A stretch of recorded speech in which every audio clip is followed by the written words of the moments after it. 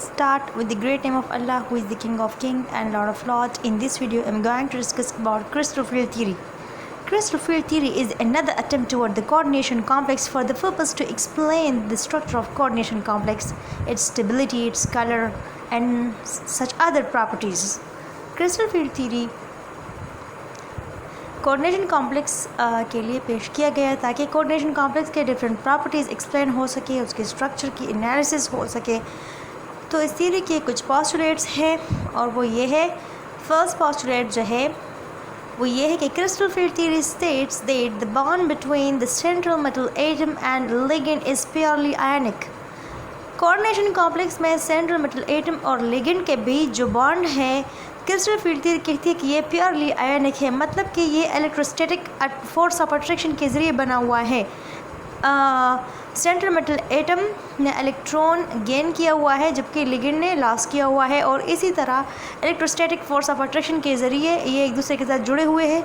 Bond जो है ये प्योरली आयनिक है। ये था फर्स्ट पोस्टुलेट। कहते हैं, मज़ीद कहते हैं कि the positive ligand are called point charge. अब जो लिगेंड पॉजिटिव है तो उनको पॉइंट चार्ज कहेंगे।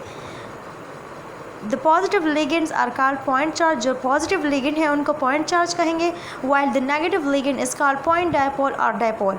जबकि नेगेटिव लिगेंड को हम पॉइंट डायपोल और सिंपली डायपोल कहेंगे। मज़ीद कहते हैं कि the ligands are arrange around the central metal atom in such a way so as to minimise repulsive forces. Coordination complex में सेंट्रल मेटल एटम के गिर्द लिगेंड्स कुछ इस तरह अरेंज हुए होते हैं, दूर दूर अरेंज होते हैं ताकि इनकी रिपल्सिव फोर्स कम हो सके। कैसे रिपल्सिव फोर्स कम हो सके, आप यहाँ पर एक एग्जांपल को देख सकती है। यहाँ पर साइनाइड है और एज है, सिल्वर है, पर साइनाइड आयरन है। ये एक ऐसे अरेंज हुए हैं एक दूसरे से far away from one another है for the purpose to minimise repulsive force. यानी कोऑर्डिनेशन कॉम्प्लेक्स के में लिगेंड्स ऐसे लिगेंड्स की अरेंजमेंट ऐसे होती है कि इसके बीच का रिपल्सिव फोर्स जो है वो ज़्यादा ना हो, वो मिनिमाइज हो ताकि कॉम्प्लेक्स स्टेबल हो। अब जब कॉम्प्लेक्स में रिपल्जन होगा तो वो तो स्टेबल नहीं होगा, तो इस तरह तो कॉम्प्लेक्स नहीं हो सकता। तो कहते हैं कि the ligands are arranged around the central metal atom in such a way so as to minimise repulsive force. Linear, इसकी जियोमेट्री जो है लीनियर है, आप देख सकती है। और रिपल्सिव फोर्स क्या है, मिनिमम है, एक दूसरे से फार अवे है, दूर है। ठीक है जी। ये नेक्स्ट हेक्सामाइन कोबाल्ट कॉम्प्लेक्स है। यहाँ पर आप देख सकती है amine ion are far from one another and hence repulsive force is reduce. मज़ीद कहते हैं कि two types of forces are produce between central metal atom and ligands. Coordination complex में सेंट्रल मेटल एटम और लिगेंड्स के बीच दो तरह का फोर्स प्रोड्यूस होता है। एक होता है अट्रैक्टिव फोर्स और दूसरा होता है रिपल्सिव फोर्स। कहते हैं कि सेंट्रल मेटल एटम और लिगेंड के बीच दो किस्म का फोर्स होता है, एक अट्रैक्टिव फोर्स होता है, एक रिपल्सिव फोर्स होता है। अब रिपल्सिव फोर्स कैसे प्रोड्यूस होगा, किन किन के बीच और कैसे प्रोड्यूस होगा, और अट्रैक्टिव फोर्स। सो बढ़ते हैं अट्रैक्टिव फोर्स की तरफ। Attractive force is these forces are produced between positive charge of central metal atom and negative charge of the ligand. Attractive force जो कि है ये positive ion of central metal atom और negative charge of the ligand के बीच produce होता है। हमें पता है कि metal mostly electropositive in nature होता है, इन पे पॉजिटिव चार्ज होता है। तो मेटल की जो पॉजिटिव चार्ज और लिगेंड पे नेगेटिव चार्ज के बीच में एक स्पेसिफिक अट्रैक्शन प्रोड्यूस होता है जिसे हम अट्रैक्टिव फोर्स कहते हैं। दूसरी बात आती है रिपल्सिव फोर्स की। अब ये कैसे प्रोड्यूस होता है, किन किन के बीच प्रोड्यूस होता है। तो these forces are produce between the electron of central metal atom and lone pair और electron of ligands. Repulsive force में क्या, ये कैसे प्रोड्यूस होता है। अब हमें पता है कि सेंट्रल मेटल एटम के पास डी इलेक्ट्रॉन भी होते हैं। अब D electron of central metal atom और लिगेंड के साथ जो लॉन पेयर ऑफ इलेक्ट्रॉन होते हैं, इनके बीच एक स्पेसिफिक रिपल्जन प्रोड्यूस होता है जिसे हम रिपल्सिव फोर्स कहते हैं। एक दूसरे को रिपेल करते हैं क्योंकि इलेक्ट्रॉन पे तो नेगेटिव चार्ज होता है। अब इलेक्ट्रॉन सेंट्रल मेटल एटम के साथ इलेक्ट्रॉन है और lone pair of electron of ligands भी है, तो दोनों के बीच एक स्पेसिफिक रिपल्सिव फोर्स प्रोड्यूस होता है, जिसे हम रिपल्सिव फोर्स कहते हैं। ठीक है, जो एक दूसरे को रिपेल करते हैं।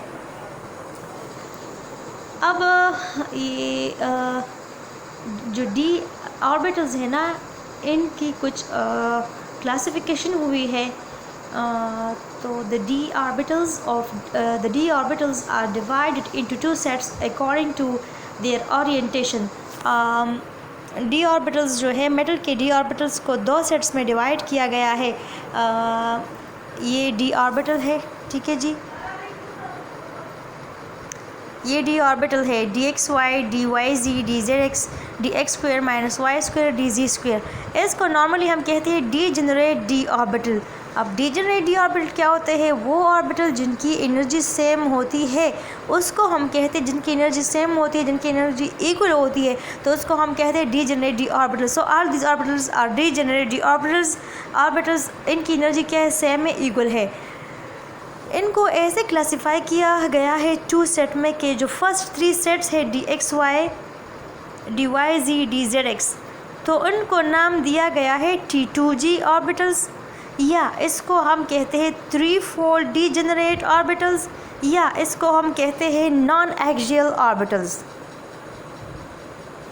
ठीक है जी, क्या कहते हैं? फर्स्ट थ्री सेट्स जो है, उस first three set of degenerate d orbital जो है dxy dyz dzx, इसको हम कहते हैं T2g ऑर्बिटल या थ्री फोल्ड डीजेनरेट ऑर्बिटल्स और नॉन एक्सियल ऑर्बिटल्स। ठीक है जी, अब बाकी रहता है dx square minus y square and dz square. dx square minus y square को हम को नाम दिया गया है eg सेट।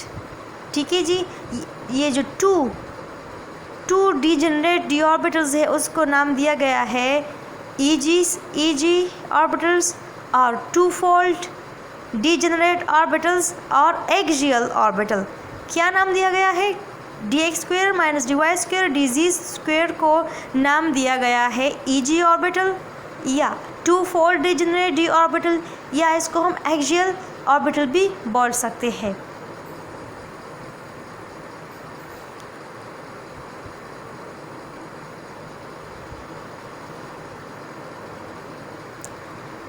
अब ये d ऑर्बिटल जो है, इसकी स्प्लिटिंग होती है। स्प्लिटिंग कब होती है? स्प्लिटिंग तब होती है जब ये अपनी स्टेबिलिटी, अपनी डीजेनरेसी लॉस करे, यानी इनकी जब एनर्जी सेम होती है तब इनको हम डीजेनरेट d ऑर्बिटल्स कहते हैं। लेकिन जब ये अपनी एनर्जी लॉस करे, अपनी डीजेनरेसी लॉस करे, अब एनर्जी नहीं, अपनी डीजेनरेसी लॉस करे, एनर्जी में चेंजेस आ जाए, तो फिर इसकी स्प्लिटिंग होती है। और इसकी एनर्जी में चेंजेस कब आएंगे, इनकी डीजेनरेसी कब लॉस होगी? When the ligands are approaching toward the central metal atom, the electrons of d orbitals and lone pair electrons of ligands cause disturbance which results repulsion, and thus the d orbitals of central metal atom lost their degeneracy.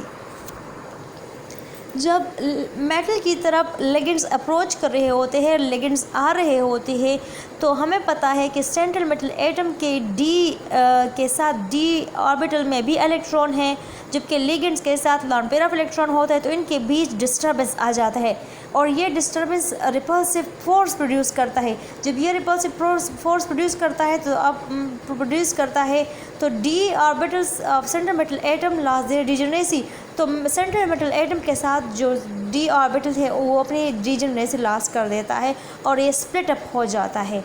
ठीक है जी, अब ये है d orbital, इसको हम कहते हैं एवरेज एनर्जी ऑर्बिटल और नॉन डीजेनरेट ऑर्बिटल, ये वाला पोर्शन जो है, जबकि ये वाला जो पोर्शन है ये इसको हम कहते हैं डीजेनरेट d ऑर्बिटल्स। लेकिन जब लिगेंड की तरफ अप्रोच कर रहे होते हैं तो इनकी एनर्जी में चेंजेस आ जाती है और फिर इनकी डीजेनरेसी लॉस हो जाती है, तो ये वाला नेक्स्ट पोर्शन आ जाता है जिसे हम कहते हैं एवरेज एनर्जी ऑर्बिटल या नॉन डीजेनरेट ऑर्बिटल्स। इनकी स्प्लिटिंग कैसे होती है? नॉर्मली हम इनकी स्प्लिटिंग ऐसे होती है कि ये नीचे आ जाता है, क्या है, T2G सेट नीचे आ जाता है और EG सेट जो है वो ऊपर चला जाता है। ठीक है, ये तो general splitting of D orbitals था। लेकिन मैं आपको एक बात क्लियर करूं कि टेट्राहेड्रल कॉम्प्लेक्स में स्प्लिटिंग डिफरेंट होता है और ऑक्टाहेड्रल कॉम्प्लेक्स में स्प्लिटिंग अलग होता है। ठीक है जी। So I'll explain splitting of the orbitals in case of tetrahedral and octahedral in my next video, but let me tell you a few basic things. मैंने कहा आपसे कि हम ये जो ट्रिपली डिजेनरेट ऑर्बिटल्स हैं इसको हम नॉन एक्सियल ऑर्बिटल्स भी कह सकते हैं। वो क्यों? आप यहाँ पर ये इनकी डायग्राम है, ट्रिपली डिजेनरेट ऑर्बिटल्स ये वाला, एक ये है, एक ये है और एक ये है। ठीक है जी। ये T2G सेट्स हैं, इनको नॉन एक्सियल कहा जाता है। क्यों नॉन एक्सियल कहा जाता है? क्योंकि इनके जो लोब्स हैं ना ये इन बिटवीन द एक्सिस है। आप यहाँ पर देख सकते हैं इन बिटवीन द एक्सिस है, यानी ऑन द एक्सिस नहीं है। In between the lobes are present in between the axis, so that's why it is called non axial. ठीक है जी। और ये जो T2G जो EG है, EG सेट्स है, DZ² एंड DX² -y², इसकी जो लोब्स है अलोंग द एक्सिस है। आप यहाँ पर देख सकती है अलोंग द एक्सिस है, तो इसको हम कहते हैं जो इसकी लोब्स अलोंग द एक्सिस है, so due to this reason it is termed as axial orbital. So this is all about the postulates and a little bit few concepts of crystal field theory. In my next video I'll explain splitting of d orbitals in case of octahedral complex and tetrahedral complex.